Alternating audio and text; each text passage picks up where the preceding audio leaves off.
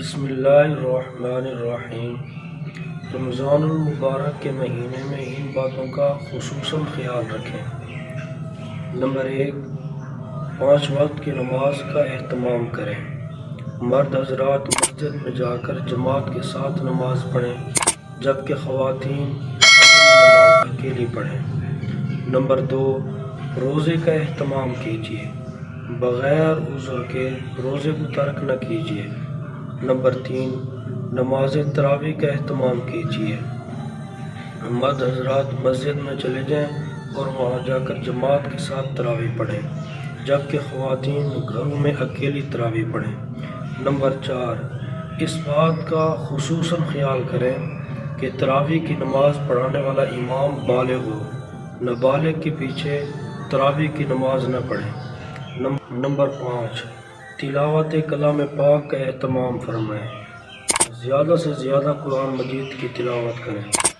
Number 6، نوافل کا اہتمام فرمائیں، تہجد، اشراق، چاشت، اوابین، تحیۃ الوضو، تحیۃ المسجد، صلاۃ التسبیح، ان کا اہتمام کیجیے۔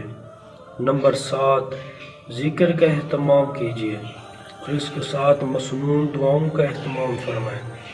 نمبر 8، سحری کھانے کا اہتمام فرمائیں، اگرچہ بھوک نہ بھی ہو پھر بھی سحری کی برکت کو حاصل کرنے کے لیے ایک گھونٹ پانی کا یا ایک لقمہ ضرور کھا لیں۔